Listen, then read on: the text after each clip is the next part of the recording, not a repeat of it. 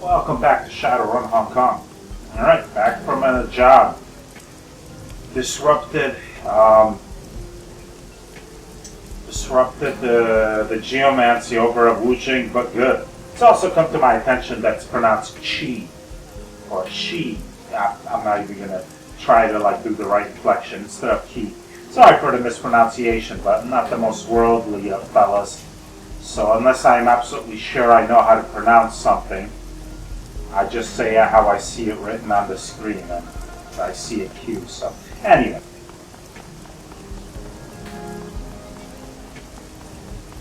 Let's go ahead and collect payment. I should get a good payday for this because I did that job to the absolute maximum to the best of my knowledge. I have to get some rest. I'm not sure if I'm going to do rest this time. I'm not really looking to advance the story. Oh, well, the story's going to get advanced anyway. You enter the trawler to find your crew gathered together waiting for you. Isabel has her head buried in her PDA. The rest of them stand watching her, trying to be patient.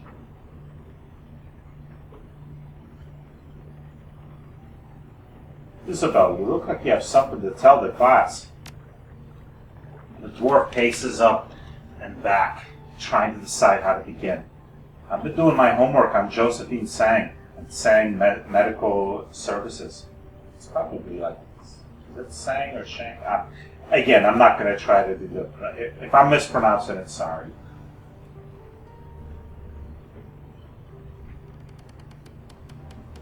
You're pacing, so that tells me you found something.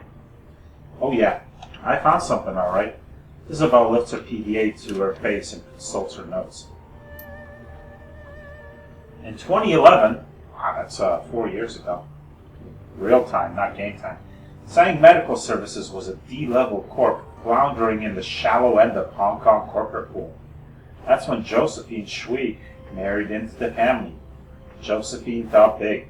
She conceived of a massive project that would catapult TMS into the big time, something she called the Prosperity Project. Prosperity? That's what Raymond was mumbling about. What is the Prosperity Project? Once upon a time, in the 1900s, the walled city was a densely populated slum. Kind of like today. Something like 30,000 people crammed into 6.5 acres. Wait, I've heard this story before. It's a shithole. Hell on earth. Yada yada yada. That's today's walled city. It's the second walled city. The first walled city started life well over 100 years ago and lasted through both world wars and almost through the Awakening. It was torn down in 1994 when the government had finally had enough. It had become such a haven for criminals that the cops would only enter it in large, well-armed groups. Sounds familiar. In 2021, Josephine Tsang proposed a vision for a new type of low-income housing project, the Prosperity Project. A self-contained, low-cost, walking neighborhood for the poor, but on a grand scale. The Prosperity Project would give Hong Kong's poor and the flood of refugees pouring into the country a place they could call their own, something that felt more permanent than the sprawling tent city that spontaneously sprang up after the first walled city was demolished. The Prosperity Project would replace the tent city and would be symbolically built on the site of the old walled city. The slogan was, "A place of dignity, where prosperity begins." The apartments were much bigger than the space you'd get in your average coffin motel, but they were built around plazas and marketplaces that contained goods and services catering to the poor. The government forgot the lessons of the last walled city. They loved the idea of containing the refugees and the poor to only a few densely populated blocks. It kept them out of the public eye. Securing the contract catapulted Tsang Medical Services fortunes ahead. It eventually put Josephine Tsang on the executive council. That doesn't line up. How did she get so powerful by building a slum? It's a very big slum.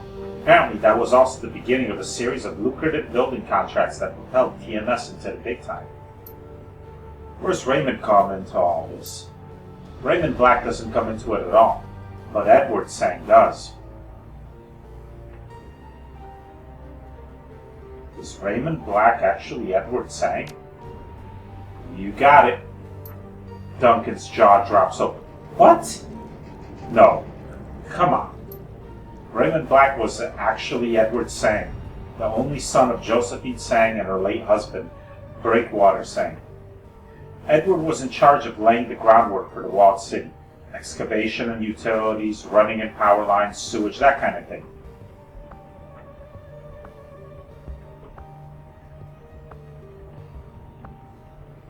I always wondered where Raymond's money came from.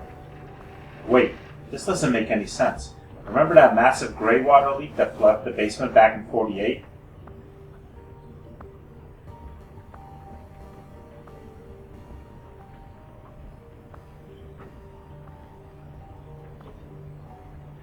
When we got back from the camping trip in the Salish, Ray screamed bloody murder about that. Wu nods, smiling. I'd never seen him so angry. He sobers. But did Raymond know how to fix it? No. Ray didn't know the first thing about sewer lines. He hired a small army of plumbers, probably paid him double what the job was worth to fix the thing. And it still took almost 2 months to get the leak under control. Not much of a utility expert, huh? So, if this man was not in charge of the utilities for the project, what was he doing down there? I don't know, but Edward Tsang disappeared from the public eye shortly after Prosperity was completed, around 2031. That's about the time he moved to Seattle, around 7 years before he found us. But what happened in the walled city? And what would make Raymond want to go back in there now after all these years? I don't know, but I intend to find out. And more karma. Man, I got all types of karma. I'm rolling in the karma. So let's spend some of that. Hot diggity. Man, my willpower and spell power is up at 7 because of that charm I'm wearing. I'm not sure I need to raise this any higher. It would be pretty nice though. Even more powerful. They will tremble before me. Or I could raise this quite a bit. I want to get this. I want to get the aim shot with the shotgun. I can get this and dodge. Right. I can't get this. Why not? I have range combat 3. Oh, I already have this. That answers that. I do like getting another point in dodge. I can get a 4-point dodge. Then I wouldn't have enough to raise this another point, which would be awesome. Raising body's not the worst thing in the world. That would only leave me 4 points. And then I could spend that 4 points on raising range combat. I don't really use my shotgun matches. My spells are so much better. It's a nice thing to have, like if I'm on a dragon line, like I was there. It just happened to be a good spot to get, like, and I don't want to cast the spell because it might bounce to one of my crew. That I'm using the shotgun is a good alternative in that spot.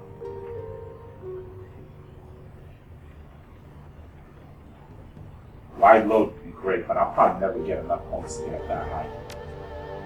Let's focus on what and get really good at one thing. So I got 3 points left. I would just save 3 points. Or I could undo dodge and do more ranged combat. I could increase biotech. I haven't really been using medkits at all because I have my own healing thing. Just save the 3 points. Willpower is at 8. I'm launching some serious power with my spells now. Well, actually, it doesn't necessarily make me more powerful. It lets me cast more powerful spells, but it does make me a hell of a lot more accurate. Alright, let's post some pay data, claim some pay data, and claim the job. I have 2 new messages. We'll read those in a minute.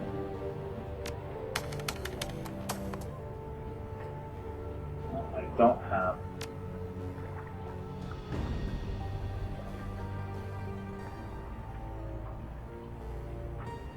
Wow. A lot of threats to me.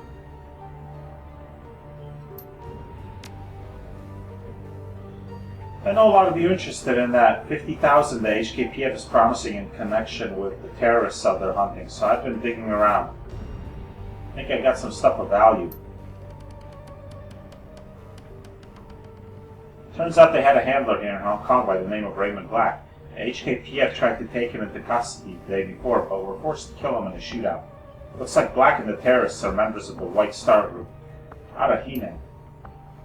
Isn't the White Star all about restoring Imperial China? One of those terrorists they killed was obviously North American. Why would she be helping a pro-imperialist group? If you got money, you can buy any kind of person you need. You're on Shadowlands, Omai. You should know that. So what do we know about Black and his band of thugs? Anything we can use to track him down? The data I've been able to dig up says that Black was from Henan. He was distantly related to the royal family. He spent a couple of decades in Seattle making connections in the shadows in preparation for an attack on the Free Enterprise Zone. I've attached some dossiers on his remaining agents. You sift through a long stream of data detailing who you and Duncan are. While the general details about your name and life are correct, many of the small details are wildly inaccurate. You're listed as having lived in Laos for the past 4 years, while Duncan is noted as having spent most of his life in prison. You move on to peruse Gabin and Isabel's ostensible biographies. The dossier lists Gabit's real name as Yushun Wei, and her place of birth as Jian Shanxi. According to the contents, she is 23 years old and served with the Baidu corporate military until conviction for insubordination led to her dishonorable discharge. While you can't be certain Gabit doesn't speak Mandarin, the idea of her being in the military, any military, is downright laughable. Isabel, in turn, is listed as Fatima Abukar. Apparently, Isabel was educated at an early age in terrorism and piracy by the revolutionaries of the Ethiopian territories, and is wanted in connection with the bombing 2052 bomb attack on the French embassy in Johannesburg. Given that you know that Isabel grew up in here in Hong Kong, this information appears to be as laughably inaccurate as your own dossier. There's a lot of stuff to read here. I'm not going to read all of it right now. It's post my pay data. Okay. And let's jobs directory and claim name. A little bird whispered in my ear that Wuxing's fortunes are already falling. Their stock value dropped by 2% already. The client finds this to be an acceptable indication of your success and has forwarded payment. I've attached your cut to this email. How much did I get? I wasn't paying attention to here. Oh, it's a lot more than what I had before. Alright, let's read these new messages. Out of town. I'm not here in Niue right now, so don't bother coming to see me. We'll talk when I return. Please continue with our business ventures in the meantime. DC. Data retrieval. I hope you're enjoying your newfound success in the shadows. I've got another job for you, one that should prove very lucrative indeed. I've been contacted by an employee of the Eastern Tiger Corporation, and he needs you to steal some research data and biological samples for his employer. The man's name is Tygath Wright. Until recently, he was a researcher on a genetic engineering project. He was cagey with the details, but I gathered that it centered around phenoptic alterations and post-nasal natal genetic enhancement. Unfortunately for Wright, he's got a conscience. Stupid man. Lucky for us, he's willing to pay to have his conscience assuaged. Wright's project was apparently quite horrible. Experiments on living children. Total disregard for biomedical ethics or safety. And when Wright raised concerns, he was taken off the project. He's decided to step outside the bounds of the law and expose the wrongdoings of the world. The snag, you see, is that his wife and child live in Seoul. Not quite the heart of Eastern Tiger's power, but close enough. He's afraid that if he releases the information himself, they'll be taken prisoner and used as leverage. The idiot should have thought of that before, but that's not a problem. The samples and data are currently on an Eastern Tiger cargo ship, the MV Naochi, sailing near Hong Kong on their way to Seoul. The storm slowed the ship down, so you don't have to go right away, but don't take too long. Once you have the data and samples, here to call Wright. I've attached his number. He'll give you instructions on how he wants the information leaked. When you're ready, let me know. I'll arrange transit with Captain Jomo. He's a local Joa pirate and smuggler, but don't let that put you off. He's as good as they get, and he'll have you on that ship without incident.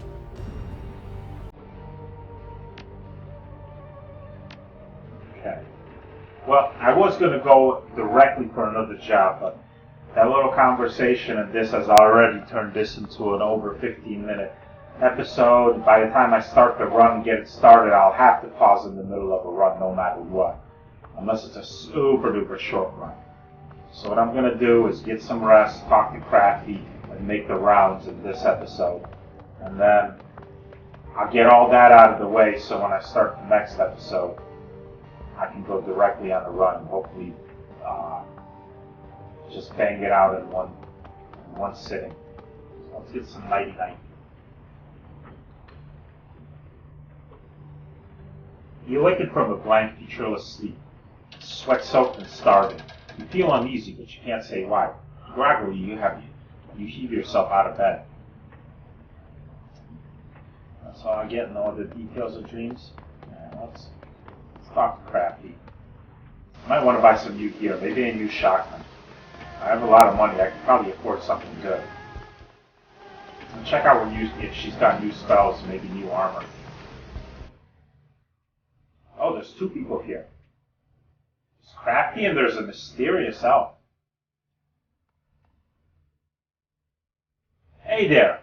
Still don't have any new information on the Yano Kings or the Dreams. I think we're going to have to wait and see how things shake out. Alright. What do you got? Anything new?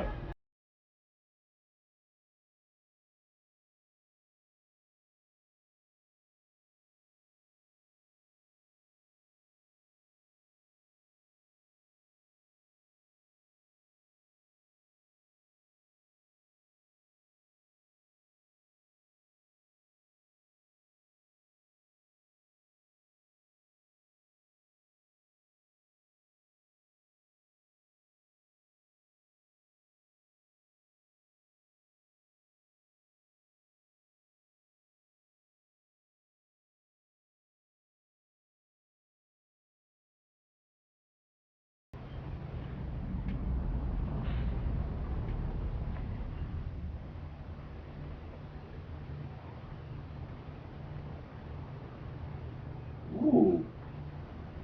Spell-focused strip armor 2 decreases the target's armor by 3. Upon successful hit, restores 1 AP to the caster.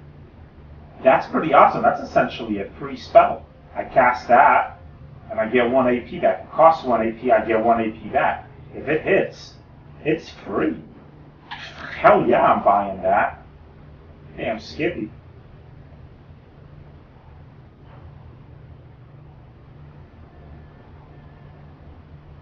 Let's just get this for now. Nice. That is powerful. I might get flamethrower too, but I want to see what other... I might want to get money for shotgun.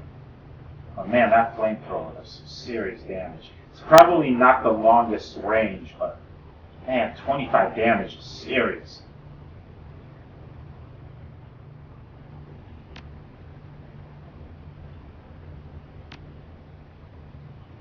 Alright, let's see this mysterious elf.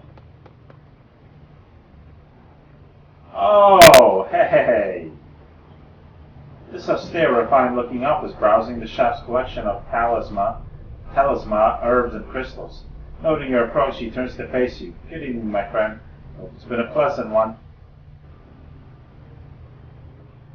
What was this guy's name? I remember him from the last game. This is the first game. I know he was in a previous Shadowrun video. I'm trying to remember what his name was. The elf cocks his head, considering the question. I've definitely had worse nights, without a doubt. As I suspect, have many who live here in Hioi. One need only look to the walled city to see how far into misery and squalor one can fall. Algernon, there we go. My name is Algernon Halftree, man. It's a pleasure to make your acquaintance.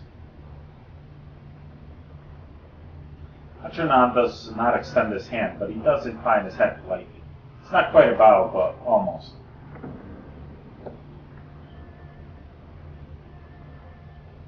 Are you a mage or a shaman?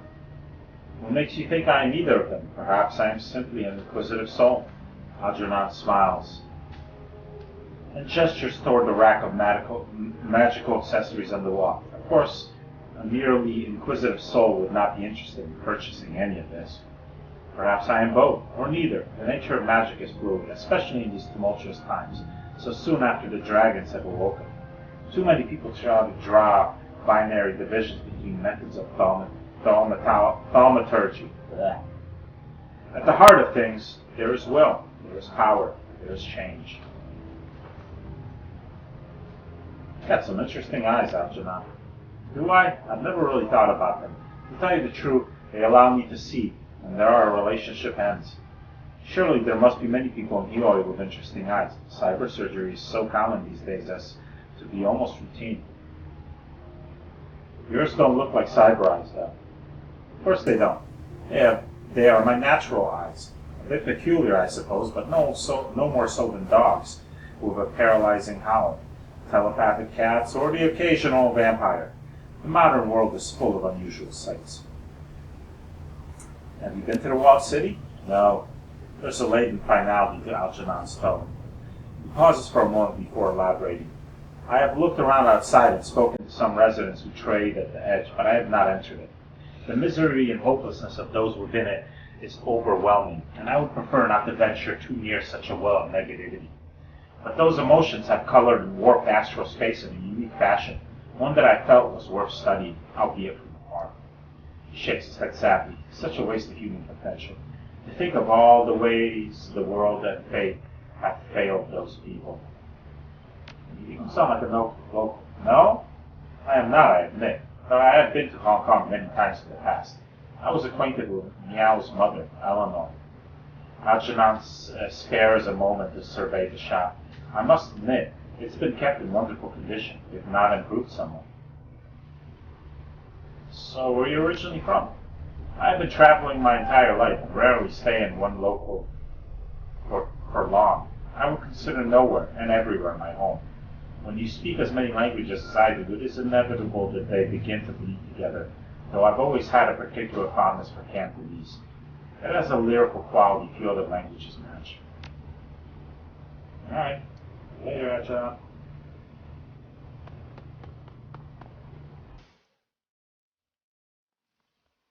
Let's visit a club and see what guns are on sale. If there's a shotgun that interests me. If not, I'm coming back for the flamethrower. Flamethrower spell, that is.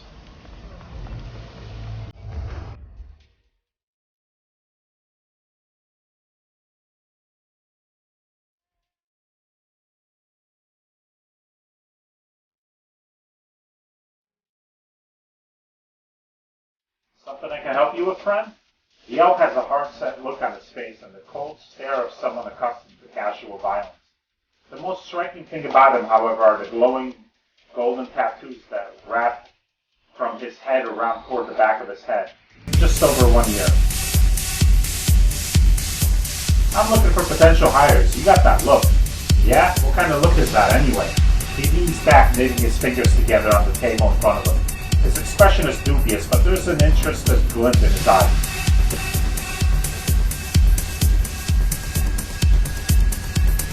I sell instant noodles. What the hell do you think I did? The elf nods a few times and spreads his hands in acceptance. I guess you have a point. We can usually tell our own. Body language, you know? Hyper alertness, that look that says, don't mess with me. I have to do the snide one there. That was just... I have to.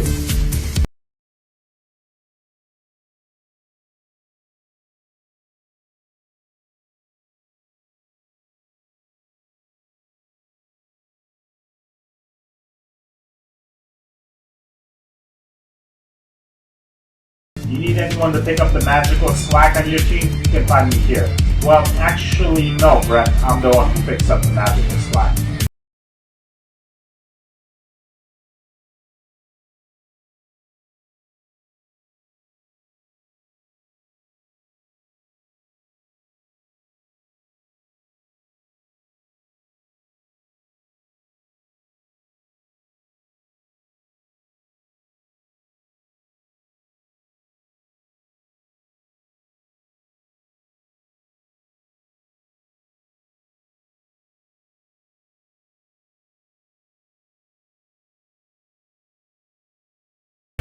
sounds like a pretty great deal.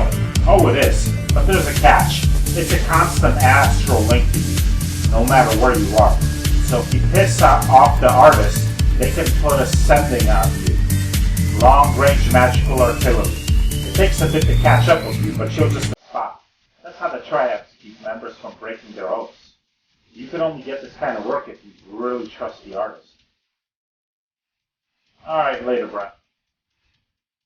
Let's go back here and check the gun supply.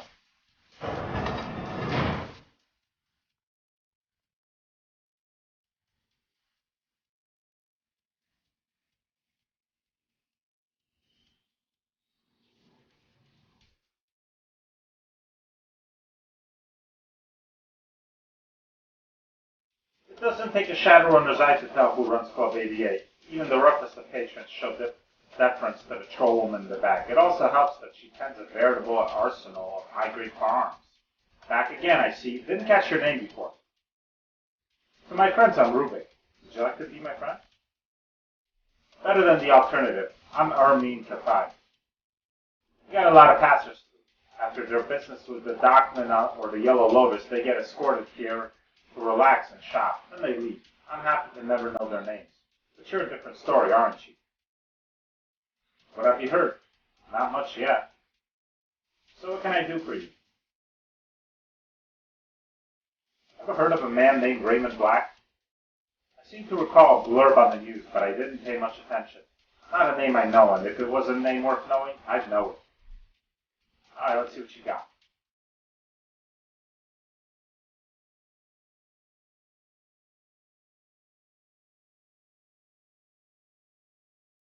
It's a lot of pistols. G. And the shotgun. It's a smart link, doesn't do me any good. But here's the regular version of it. 16 damage, 8 shot capacity, area of effect 6.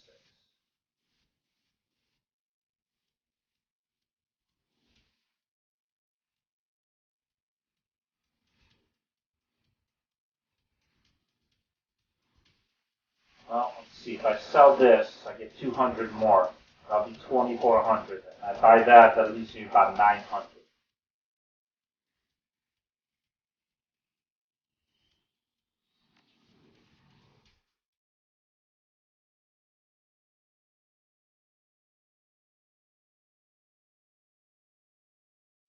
This one does a lot of damage, but only 2 shots. Then again, it's not like I actually fire my shotgun that often.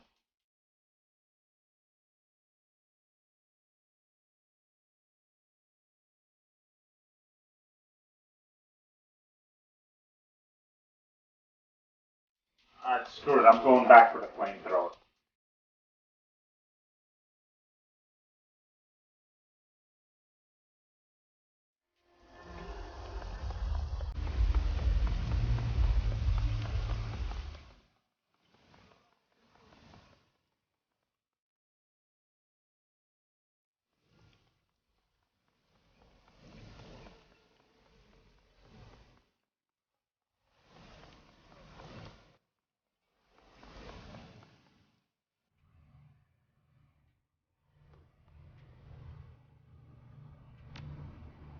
So if I'm gonna get this spell, I'm gonna need to replace something in my spell book. I might want to get a stronger heal spell too. If there are strong heal spells. I can get a better, I kind of like Wild Aim better than the regular aims because this affects more than one target. I might replace Acid Stream. I might want to get a better Acid Stream though. I like the fact that Acid Stream strips armor. What would I replace? Minus is good, but it's 2 AP. I definitely want to keep this because this is basically a free cast if it hits. With my high willpower, it's very likely to hit. Let's get rid of Acid Stream. Now, let's scoot up this here. Awesome flamethrower. I can get chain light.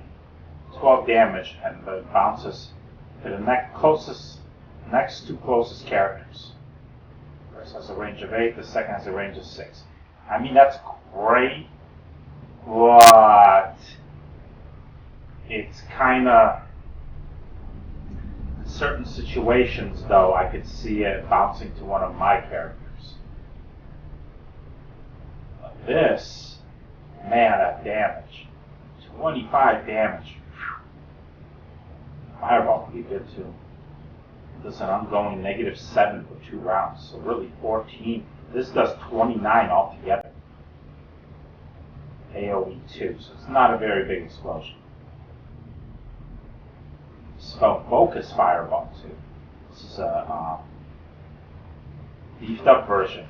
Additional magic has been channeled into this spell. Actually, it looks like it does less damage, but it has a bigger AoE, causing the effect radius to increase. Its explosion does 7, slightly less damage, but bigger AoE. Has a more powerful acid stream. 12 and then -8 for 2 rounds. Wow, that's 16. Wow. That's 28 total. It strips 1 armor. Man, I want to get that instead of a That's pretty good. Mana ball.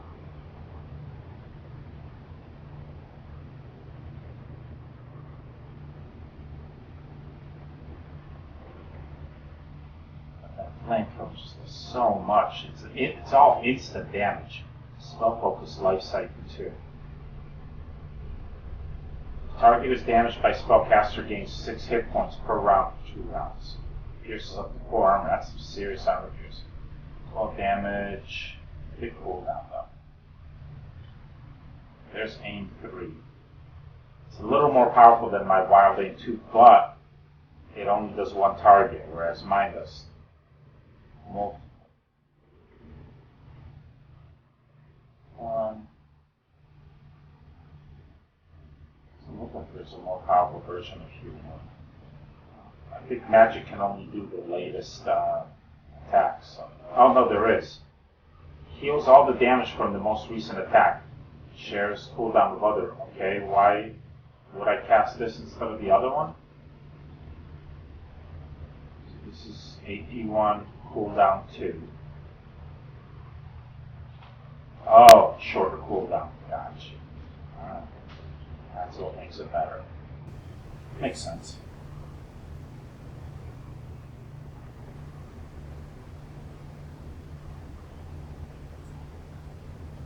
Flamethrower, no armor piercing, but short cooldown, it's just the damage. Let's get it. Nice. That damage is just. Can I afford the more powerful mana ball? I'll maybe replace it with a fireball or something. That's right, I have 706. Mana ball 2 is 1500. This one does 10 damage, AoE 2. This mana ball I have does 10 damage, AoE 2, 2 armor piercing, 2 AP, 2 cooldown. This one is 2 AP, 2 cooldown, 10 mana. Oh, but it does an ongoing 8 hit points. Okay. Ongoing damage ignores armor. Nice. Yeah, I don't have the money to afford like that. Replacing it with that beefed up fireball or anything. I'll probably get this one with a giant AoE. So that would be useful, but I'll get that some other time. I don't have enough for it now.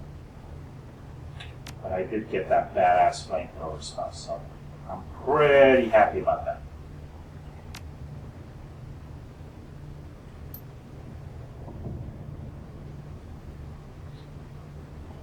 Alright.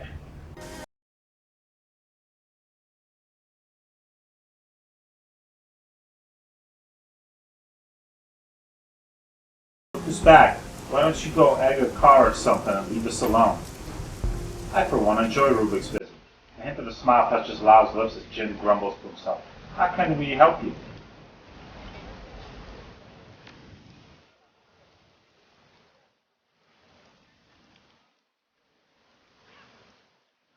This is the same as before, huh? Yeah, this is the same as before.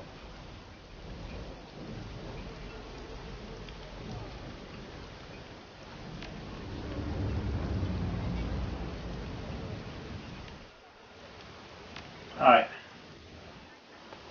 Take care.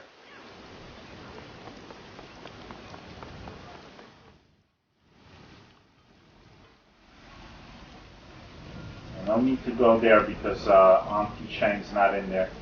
Alright, I think let's just take a run around the perimeter. And if that's done, it's time to head back to the bow. I don't need anything for maximum long.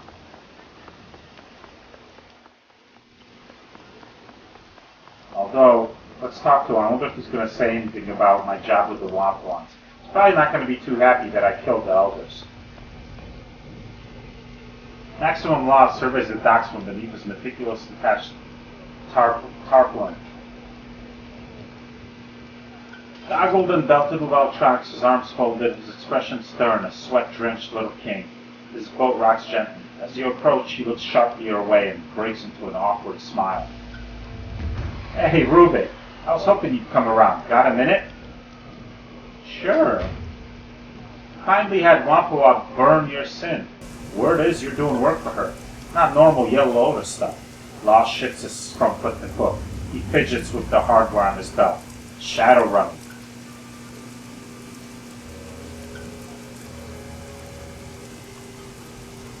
Man's got to eat. I'm doing whatever's necessary to feed the need. Wicked. Law says it distinctly, in a hushed tone, then seems to catch himself. He draws himself up to full height.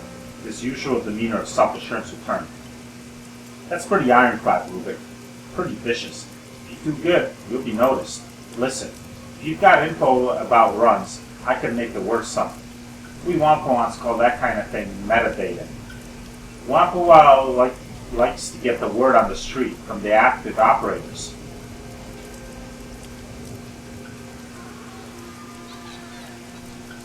Worth something? Credits?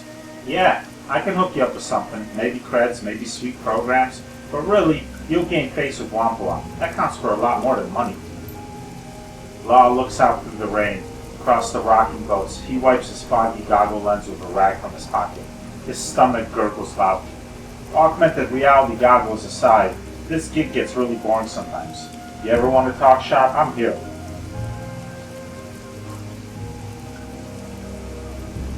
Alright, later. You gotta go? Okay, watch your back and shoot straight and all.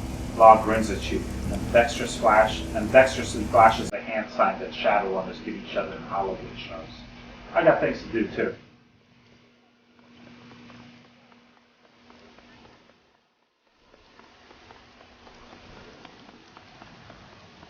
Alright, so, looks like all the stuff to do.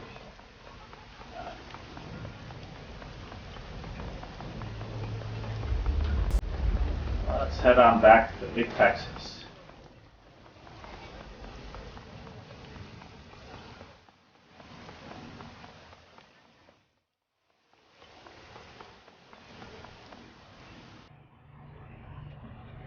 Alright, we'll leave off here, and then the next episode we'll go right into a run.